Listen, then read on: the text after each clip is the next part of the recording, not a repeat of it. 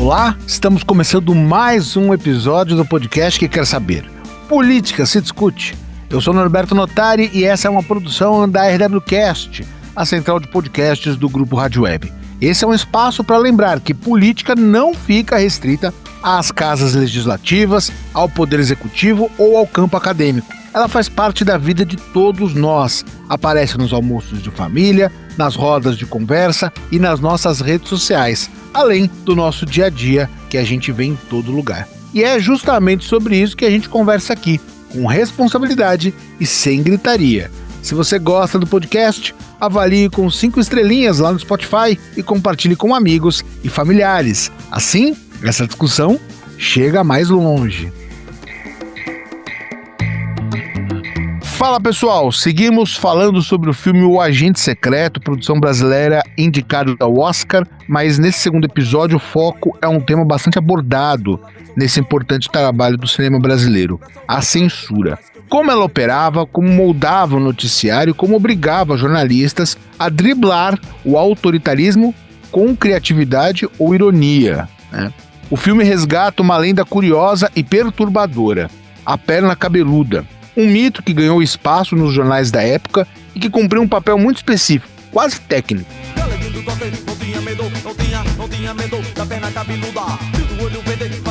Quando uma reportagem era censurada, muitos já ouviram falar sobre isso. Aquele espaço precisava ser preenchido. E aí entravam aquelas receitas culinárias, textos do folclore, enfim. A perna cabeluda não era só uma lenda urbana, era também um sintoma de censura. Nesse caso, a gente sabe quem gerava mortes atribuídas a uma perna saltitante. Não era uma perna, né? Quem matava e sumia com as pessoas na ditadura? Para entender melhor esse contexto, eu converso com Tasso Brito, ele que é doutor em História pela Universidade Federal do Ceará, é professor da Rede Básica de Pernambuco, membro da Comissão de Altos Estudos de Memórias Reveladas do Arquivo Nacional e colunista do História da Ditadura. Tasso é de São Lourenço da Mata, cidade onde essa lenda surgiu e onde memória, medo e imprensa se cruzaram de uma forma muito particular. Olá, Tasso, como é que vai?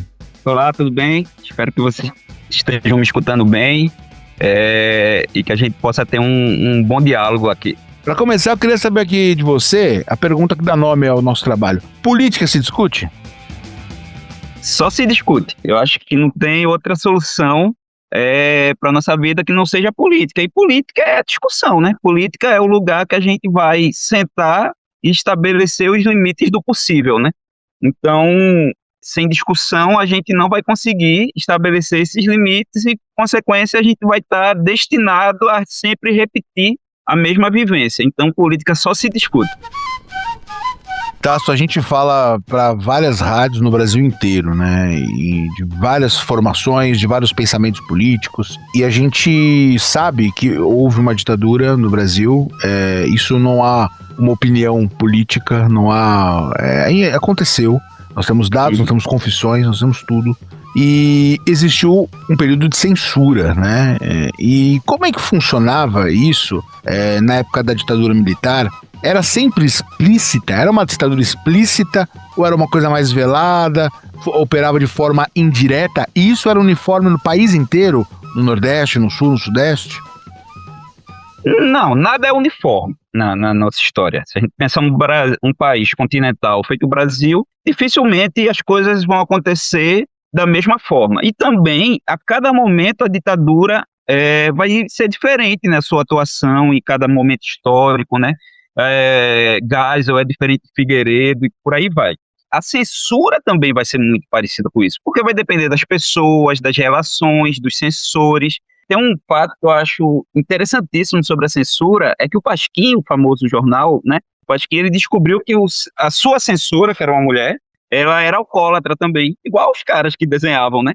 Então, descobriram que o Jaguar e ela podiam ficar bebendo horrores, enquanto as charges, os quadrinhos, as matérias passavam, porque ela estava embriagada e não conseguia fazer o seu trabalho.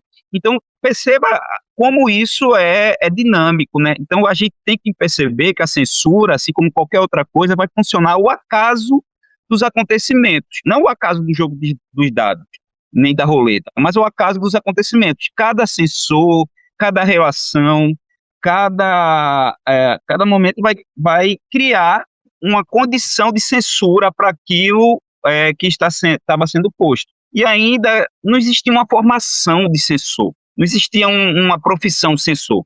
Eram funcionários públicos, mas que não passavam por um curso superior de censura. Então, não existia uma ABNT da censura, não existia regras de censura tão claras.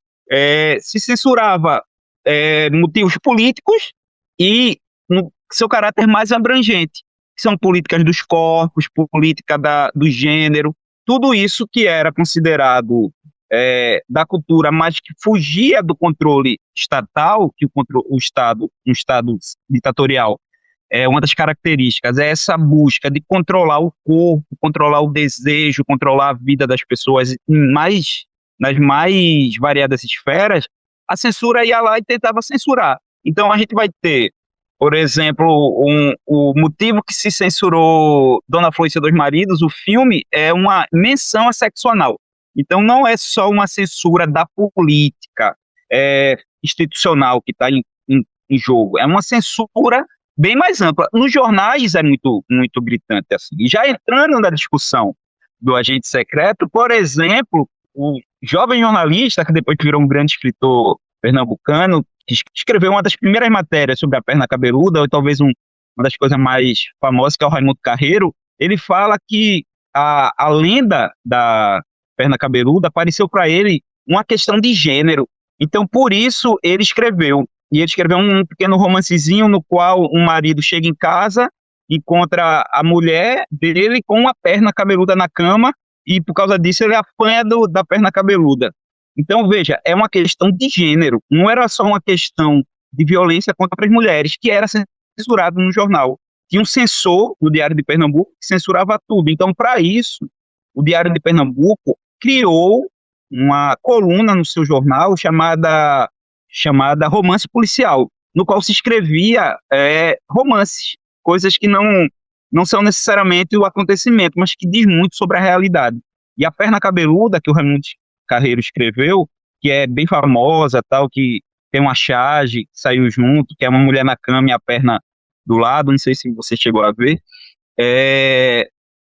ela foi escrita nessa coluna. Então, essa coluna que foi feita para ficção, e essa ficção está dizendo muito da realidade. Do mesmo jeito que a matéria de um bolo nos jornais do sul do país dizia muito sobre a realidade, né? Então, essa característica que os jornais foram encontrando para, de alguma forma, denunciar a ditadura, ela está sendo denunciada em seus mais vários âmbitos. Então, quando a perna cabeluda aparece, para o Carreiro é isso, né? É uma violência de gênero que ele não podia noticiar nos jornais. E não à toa esse cara virou um dos maiores escritores pernambucanos, está vivo ainda, escreveu livros incríveis. Aliás, a gente tem um recorte aí, né, nessa lenda da perna cabeluda, que fala muito sobre questão racial também, questão de minorias em geral, e a gente vai abordar esse assunto. Eu só queria que você resumisse para nós como é que começou essa lenda da perna cabeluda, que é descrita no filme. Muita gente não sabia, não compreendeu. Então, por exemplo, eu assisti o filme 2 vezes, porque eu queria pegar detalhes que muitos eu não tinha ainda pego durante a primeira vez que eu assisti, né? E no cinema não dá pra você voltar, né? Você tem que... Então eu queria que você trouxesse para nós aí de uma forma resumida como começou isso e do que se tratava. O filme, ele muda a questão da origem da perna para ligar completamente à ditadura. É uma mudança. Mas a lenda original aconteceu na minha cidade, como você mesmo disse, cidade da região metropolitana, chamada São Lourenço da Mata, que em 75, num distrito daqui chamado Tiúma, na rua Amendoim, número 13, eu acho muito específico ser o número 13, porque tem toda a mística, né, de ser o número do azar, tal. A casa começou a ser assombrada por uma perna cabeluda que, diferentemente do filme, ela não tinha corporeidade, era só uma sombra na parede, e essa sombra ficava passando de um lado para o outro, e por vezes atacava quem duvidava dela. Então ela não era um ataque a ismo, assim, você ia para lá e isso virou uma coqueluche na cidade, assim, era um fenômeno. Meu avô chegou a contar a história que ele foi ver, né? E ele se locomoveu quilômetros, porque ele morava num sítio muito afastado desse distrito e foi para lá. Esse distrito era um distrito que girava em torno de uma usina que naquele momento estava enfraquecida, assim. Até hoje a gente tem as ruínas da usina lá, e de uma usina de cana-de-açúcar, e essa região ficou muito marcada por isso. Eu cresci ouvindo histórias dessa perna. Depois de um tempo, começa a ter relatos que essa perna apareceu em Recife, apareceu no Recife Antigo, apareceu em Olinda. Essa perna saiu andando e, com uma lenda, né, ela vai ganhando outras roupagens, né? Quando ela aparece em Recife, ela já aparece com a perna corpórea, né? Uma perna que tem corporeidade. Aqui, eu cresci escutando que a perna era uma réstia. A réstia, né, é o jeito popular de se falar, que é uma sombra na parede. E como ela era cabeluda, eu não sei, porque como é que alguém vê uma perna cabeluda numa sombra, né? Então, são coisas dessa cultura popular que sempre me interessaram muito, assim. Eu cresci escutando isso, pra gente é uma coisa muito comum. Tem música de Chico Science, Nação Zumbi, que fala da perna cabeluda e de outras questões do imaginário popular.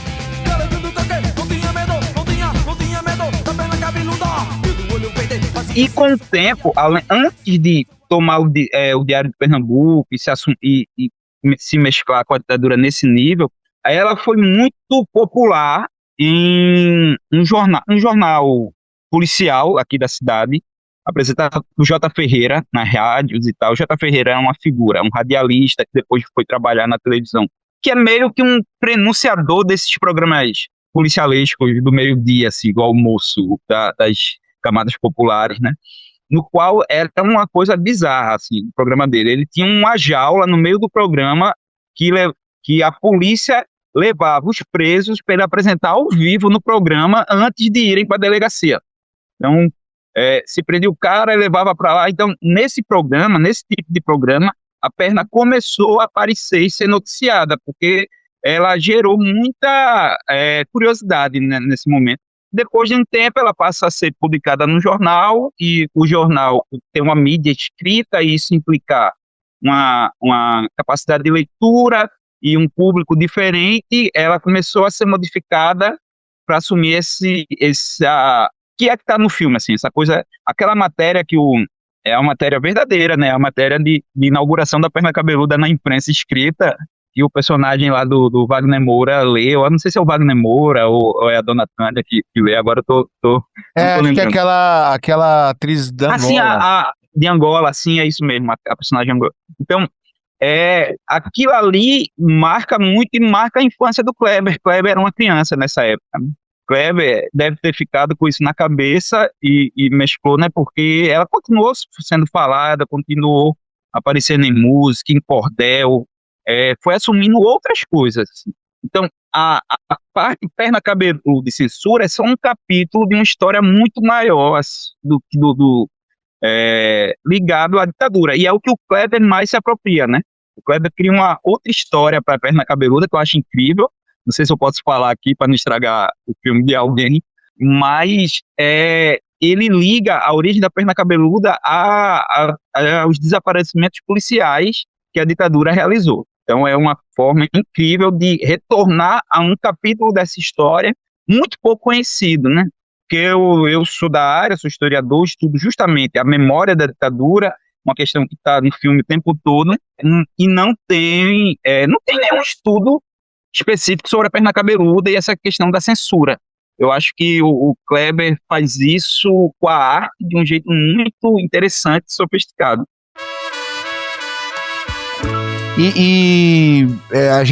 Isso existe um registro oficial disso, de que as mortes que eram relatadas por uma perna cabeluda nos jornais eram mortes ocasionadas pela ditadura? Não sei dizer se existe. Isso, por isso que eu estou dizendo, a gente não tem um trabalho científico que comprove isso. Mas eu acho que também, mesmo que não se comprove que essas mortes sejam as mortes da perna cabeluda, da ditadura, mas elas acabam falando sobre a realidade de alguma forma, né? Eu acho que a ficção serve muito para isso. E o filme também aborda, na hora que a perna invade aquela praça, pessoas negras, gays, que estavam ali. Existe também esse recorte racial também e também de gênero e também Totalmente. fobia. Totalmente. Existe claramente, né? Totalmente. Uma das grandes. A gente tem. Aí é minha fonte de estudo mesmo. A gente tem uma construção de memória daquilo que a gente normalizou como a vítima da ditadura. A gente colocou a vítima da ditadura como aquela parcela da sociedade que lutou contra, que participou de guerrilha, intelectuais, artistas, e esqueceu que havia a violência de gênero, havia a violência de raça. Lucas Pedretti, que fez a ligação entre a gente mesmo, tem um trabalho de mestrado interessantíssimo sobre os bailes black no Rio, de como a vigilância sobre os negros nos morros do Rio era realizada pela polícia, pelo exército durante a ditadura. Então existia uma questão de raça, porque a raça de gênero, porque o filme mostra muito claro várias relações homoafetivas acontecendo na hora que a perna aparece. E sim, são vítimas da ditadura, né? A gente tem que pensar que essa violência, que a ditadura, para além de um controle político das instituições, também queria um controle político do corpo, né? Um controle político do que seria ser o brasileiro, do que seria ser homem, do que seria ser mulher. Então, quando a perna aparece chutando essas pessoas, e a gente sabe depois que muito dessas vítimas foram descritas, vítimas da ditadura foram descritas nos jornais como vítimas da perna, a gente sabe que era isso, né? São pessoas que eram alvo. Então existe o trabalho, por exemplo, do Renan Quinalha, sobre violência de gênero contra homossexuais. A gente tem trabalhos como o do Lucas Pedretti, que eu falei, sobre violência de gênero, de raça. Então, uma série de violências. Não à toa que o Raimundo Carreiro fala que ele não podia publicar violência contra a mulher nos jornais. Veja, por que isso afetaria a ditadura em termos políticos e institucionais? Nada. Mas em termos políticos, morais, políticos, existenciais, afetaria. A ditadura não é só uma ditadura das instituições, é uma ditadura das formas de ser.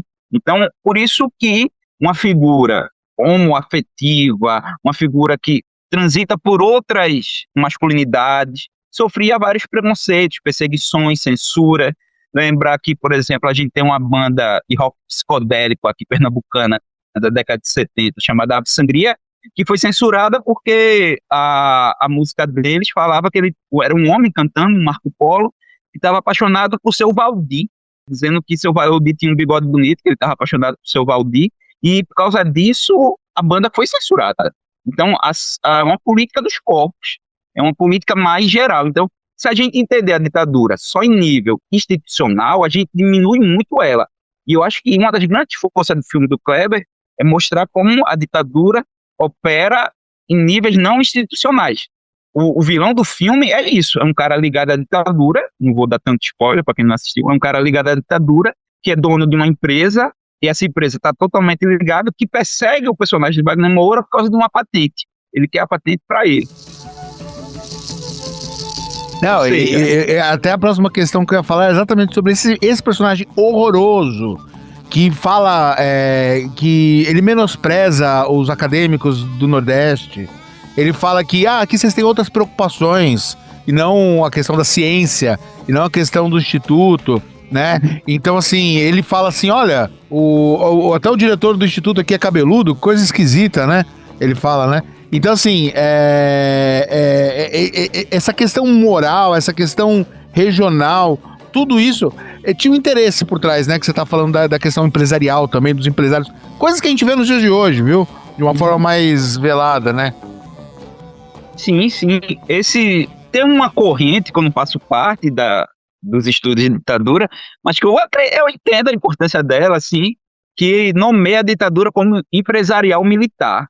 Eu sou de um ramo que diz que é civil militar, porque tinha empresário, mas tinha civis, tinha outras coisas. Mas eu entendo muito bem quem fala, porque essa relação dos empresários brasileiros e até de origem estrangeira com a ditadura era muito marcante, era muito forte, ao ponto de empresários emprestarem caminhões de gás para a ditadura para eles poderem fazer ações disfarçadas. E muitos empresários iam assistir sessões de tortura. Então a gente tem uma relação muito esquisita, né, com esses empresários, do cara querer ver a tortura. Então isso é parte da ditadura do Brasil. Assim. A nossa ditadura ela tem essa característica muito forte de ter uma presença empresarial marcante, principalmente até 75, 76, quando começa a ter a ditadura começa a se enfraquecer, depois de 79 e tal, digamos assim. Quando vai chegando perto dos anos 80, ela vai perdendo tantos apoios. Mas esses empresários estavam muito próximos à ditadura. E essas obras que a gente tem da ditadura, que sempre são um superlativo, né? Estádios de futebol, as estradas, todas elas foram grandes fontes de dinheiro e corrupção para esses empresários, porque imagina fazer a Transamazônica, a grana que deve ter sido. Então esses empresários, que se sabe mesmo, principalmente a construção civil, ganharam muito dinheiro apoiando a ditadura, porque eles receberam do Estado essas obras para se fazer, essas grandes obras faraônicas, obras por exemplo, a construção do estádio do Santa Cruz, aqui em Pernambuco, muito em volta disso, assim, né? Porque houve a Copa do Sesc Centenário, comemorando os 150 anos da independência do Brasil, houve um torneio de futebol, e por conta desse torneio de futebol de seleções, reformaram o estádio do Santa Cruz com dinheiro estatal, mas com uma empresa privada fazendo isso. Então, esse personagem que aparece, ele só é mais uma faceta dessa relação do público e privado, que na ditadura deixou de ter uma cisão, assim, né? A gente precisa, até hoje, a gente tem essa luta para criar essa cisão entre o público e o privado nessas grandes negociadas. Esses caras estão sempre ganhando muito dinheiro, e esse pessoal está sempre apoiando governos autoritários, porque o governo autoritário ajuda eles a ganhar dinheiro. Essa é a grande sacada desses empresários. E até esse personagem com o filho dele lá, via que é uma questão familiar, né? Você via? Porque dificilmente seria um órgão público que teria algo assim, né? Mas ele, na pequena participação da Alice Carvalho, que era esposa do personagem do Wagner Moura, que aliás maravilhosa, pena que participou tão pouco, fez um trabalho incrível em Cangaço Novo. Ele é extremamente machista com ela, sexista. Ele resume ela, você é secretária dele, sendo que ela era uma acadêmica, né, uma professora. Então mostrava mais ou menos qual que era o pensamento dessa época, né, e desses grandes nomes, né. E como é que você vê a importância desse sucesso do cinema brasileiro para a preservação da memória, para a questão do combate ao autoritarismo, ao combate aos diversos tipos de preconceitos, da homofobia, ao combate ao racismo, ao sexismo? Como é que você vê tudo isso? Eu vejo com excelentes olhos, porque se a gente for pensar em termos psicanalítico, o trauma, que é o que a gente tem da ditadura, o trauma, ele tem uma força de repetição. Quando a gente não elabora o trauma, ele tende a se repetir na nossa vida. Ele vai. E como é que a gente combate o trauma? A gente combate o trauma, tanto individual quanto coletivo, distendendo ele em narrativa. Se a gente cria narrativas em torno desse trauma, a gente vai elaborando. A gente, quando vai com um psicanalista, com um psiquiatra, com um psicólogo, com uma questão traumática, a gente vai para narrar. E a gente vai narrando, e com isso a gente vai desdobrando. O que eu acho que muito tempo a gente fez foi ficar muito preso a um tipo de narrativa. E isso é característica do trauma. O trauma meio que deixou a gente preso a essa narrativa, que é a narrativa da denúncia, da tortura. Como se a ditadura fosse só tortura. A tortura é horrível. Mas se você prestar atenção, os nossos 2 últimos grandes filmes sobre ditadura, o Ainda Estou Aqui e o Agente Secreto, Ainda Estou Aqui, a gente não vê tortura. A gente escuta só. A gente não vê. Porque a gente vive uma sociedade tão presa à violência, tão hiperviolentada, que talvez mostrar uma cena fictícia de tortura não nos comove. Então, esses filmes apostam numa comoção. Eles apostam, por exemplo, no que se a gente tem uma extrema-direita que defende a família, a gente vê uma família sendo destruída por conta da ditadura, no Ainda Estou Aqui. E o Kleber, ele acho que dá um passo mais além. Ele faz um filme sobre ditadura, que está lá a ditadura, mas hora nenhuma a gente vê a DOPS, hora nenhuma a gente vê um ministério, a gente não vê o SNI, a gente não vê tortura, a gente não vê torturadores, a gente não vê guerrilha, a gente não vê nada do nosso imaginário coletivo, e mesmo assim está lá a ditadura firme, forte, pujante, e ninguém sai do filme sem entender que é um filme sobre ditadura.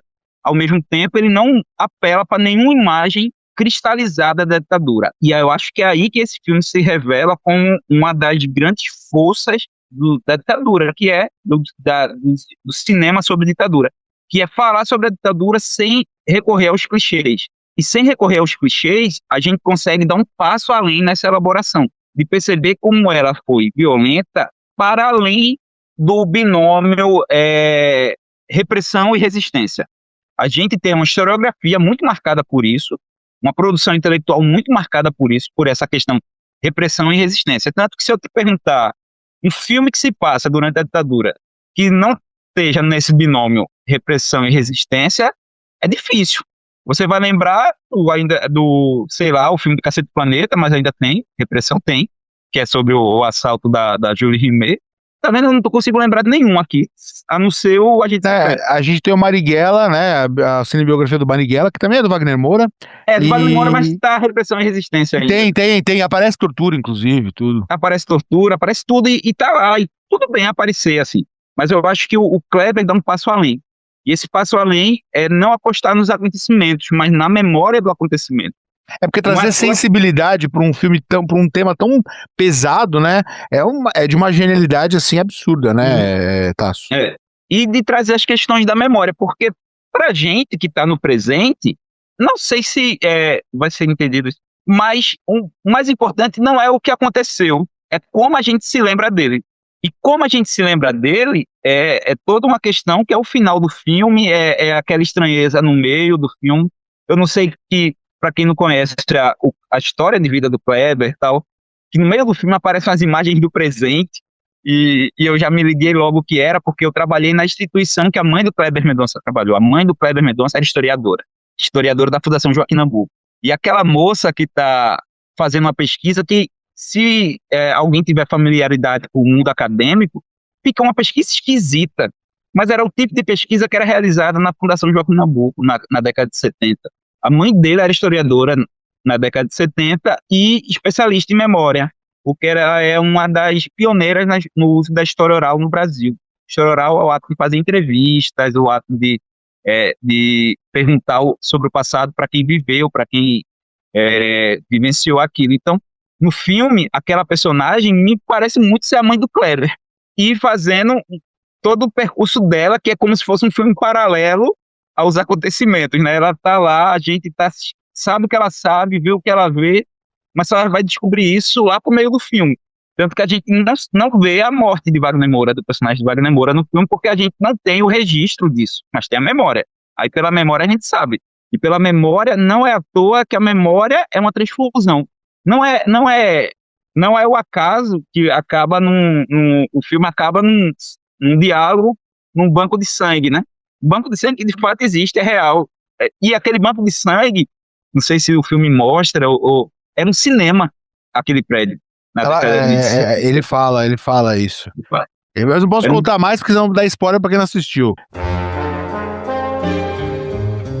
Ô, Tasso, eu queria que você desse pra nós uma dica de leitura. O que você sugere aí pro nosso ouvinte?